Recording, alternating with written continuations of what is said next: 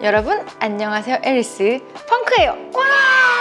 오늘은 어떤 주제로 여러분들이 찾아왔냐면요, 요즘 정말 인기가 많은 명품 브랜드 이야기를 같이 해보려고 해요. 에루샤 같이 꾸준히 인기 있는 브랜드 말고 최근에 제일 잘 나가는 브랜드 대열에 오른 곳, 저는 단연 이 브랜드가 떠오르는데요. 요즘 셀럽들도 자주 매고 무엇보다 대기줄 없이는 구경도 못할 정도로 인기 있는 브랜드 보테가 베네타예요. 우아함을 잃지 않은 독창적인 디자인 때문에 많은 패션 피플들이 입고 싶어하는 브랜드로 주목을 받고 있는데요. 보테가 베네타가 명품일 수밖에 없는 이유, 인기가 많은 이유를 쉽게 키워드로 풀어봤으니까 긴 말 않고 바로 시작해볼게요. 띠디. 첫 번째, 베네토의 아뜰리에. 보테가 베네타는 베네토의 아뜰리에라는 의미로 1966년 이탈리아 베네토 출신의 가죽 디자이너 2명이 설립한 브랜드예요. 장인의 손길로 최상급 가죽 제품을 내놓겠다, 이런 목표를 가지고 작은 공방에서부터 시작을 해요. 보테가 베네타가 로고가 없는 브랜드임에도 오랫동안 사랑을 받았던 이유는 인트레치아토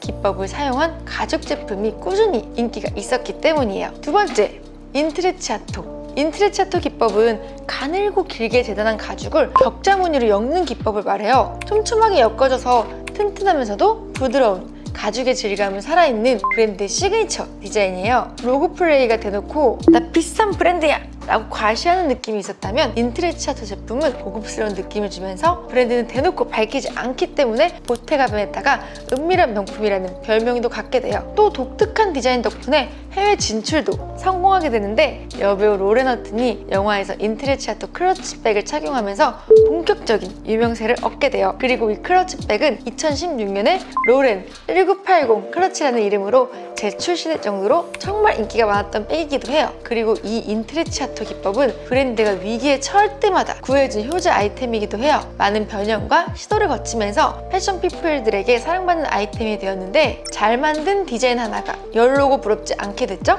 세 번째, 경영 위기. 보테가 베네타는 브랜드가 위험할 때 새로운 디자이너를 영입해서 위기를 극복한 브랜드예요. 창립 초반에 명품에 의지하지 말라, 우리는 당신을 더 돋보이게 해주면서도 겸손한 제품을 만들겠다라는 정체성과 달리 90년대에 로고 열풍이 불면서 로고 디자인을 시도해요. 이때 브랜드가 또 한 번 휘청하는데요. 토마스 마이어가 디자이너로 영입되면서 인트레치아토 패턴을 다시 활용해요. 그의 대표적이 카바백이랑 더눕 클러치인데 아직까지도 사랑받는 스테디셀러예요. 그런데 토마스 마이어가 보테가 베네타를 다시 주목받는 브랜드로 만든 건 사실이지만 18년이라는 긴 시간 동안 함께하면서 살짝 지루한 브랜드라는 평가를 받게 돼요. 보테가 베네타는 이 위기를 크리에이티브 디렉터 교체로 다시 한번 극복해내는데요. 그 사람이 누군지 바로 알려드릴게요. 네 번째, 다니엘 리. 몇 년 사이에 많은 브랜드들의 크리에이티브 디렉터가 교체되면서 디렉터의 교체가 뭐 그냥 흔한 일이구나 라고 생각하실 수도 있어요. 하지만 이건 브랜드 미래가 달린 굉장히 큰 사건이에요. 제품 디자인, 브랜드의 방향성이 바뀌고 그걸로 인해서 고객층까지 완전히 바뀔 수 있거든요. 또 디렉터가 바뀌었다고 하면 주목도나 기대감은 더 올라가니까 평가에 더 예민해져요. 게다가 구찌, 발렌시아가, 생로랑 같은 케링그룹의 브랜드들은 디렉터 교체 이후 꽤 괜찮은 성적을 거두면서 보테가 베네타는 숙제로 남겨져요. 그때 셀린에서 피비필로와 함께 일했던 다니엘 리에게 러브콜을 보냈고, 다니엘은 보테가 베네타의 수장이 돼요. 다니엘의 주특기는 셀린에서 보여줬던 우아하면서 절제된 디자인을 잘한다는 거예요. 그의 대표 아이템이 바로 카세트백인데요. 사람들이 지루하다고 평가한 인트레치아토를 크기, 볼륨, 컬러까지 다양하게 변형해서 새롭게 선보였는데, 작년 1분기 판매 증가량이 가장 높았던 백일 정도로 대박이 났어요. 헤일리 비버, 로즈 헌팅턴, 피틀리 같은 헐리우드 스타들이나 BTS, 안소희 등등 국내 많은 연예인들이 좋아하는 백으로도 유명하고요. 그런데 그는 액세서리 디자이너가 아니라 사실 기성복 디자이너예요. 한마디로 그가 진짜 잘하는 건 옷인 거죠. 실제로 매출의 80%가 레더 굿즈였던 보테가 베네타를 그가 옷도 잘 만드는 브랜드라는 이미지로 바꿔놓기도 해요. 우리가 하이 패션이라고 하면 되게 어렵게 생각하기 쉽지만 셀린에서 피비필로와 다니엘 리는 모던하고 현대적인 무드의 옷들을 많이 보여줬어요. 그가 셀린에서 보여줬던 장점들을 보테가 베네타에서도 볼 수 있는데요. 세련된 실루엣과 소재의 믹스, 고급스러운 컬러 조합 등등 미니멀하고 현실적인 스타일을 제안하면서 패션계를 떠난 피비필로의 아쉬운 빈자리를 다니엘이 새롭게 채워가고 있어요. 이렇게 브랜드의 판도를 완전히 바꿔놓은 디렉터니까 사람들이 당연히 다니엘을 궁금해하잖아요. 그런데 개인 SNS 계정도 없고 심지어는 인터뷰도 잘 안 할 정도로 노출되는 걸 꺼려해요. 그래서 은밀한 명품, 숨은 럭셔리라는 별명을 갖고 있는 보테가 베네타의 성격과 일치하는 디렉터라는 생각이 또 들기도 하네요. 그러면 실장님이 생각하는 보테가 베네타는 어때요?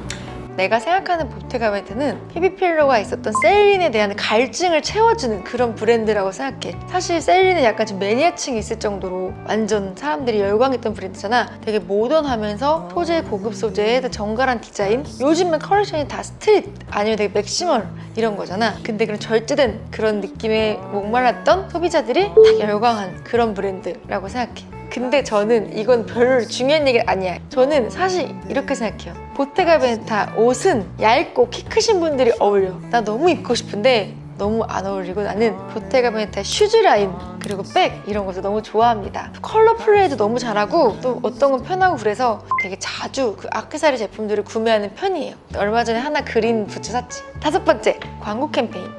보테가 베네타 하면 캠페인도 빠질 수가 없어요. 가장 유명한 광고 캠페인은 1970년대에 발표한 당신의 이니셜만으로 충분할 때 라는 문구예요. 보테가 베네타의 정체성을 잘 표현한 문구인데요. 브랜드명이나 로고 없이도 고급스러워 보이는 디자인을 추구하는 보테가 베네타의 성격을 그대로 담아냈죠. 그리고 토마스 마이어가 세계적인 비주얼 아티스트들과 디지털 필름 협업으로 디지털 환경을 잘 활용했다면 다니엘 리는 조금 더 아날로그적인 방식을 선택해요. 루이비통, 프라다 같은 대형 브랜드들도 SNS 마케팅을 계속 확장하는 추세인데요. 보테가 베네타는 과감하게 SNS 계정을 삭제해요. 그래서 올 초에 굉장한 이슈였고 SNS 마케팅보다 더 큰 노이즈 마케팅 효과를 얻기도 해요. 그리고 SNS 채널 대신에 디지털 매거진을 새로운 소통 방식으로 선택을 해요. 다양한 분야의 아티스트들과 협업해서 작품이나 영상을 만들기도 하고 시즌 의상을 스튜디오가 아닌 스트릿 사진처럼 연출해서 보여주는 등 보테가 베네타의 방식을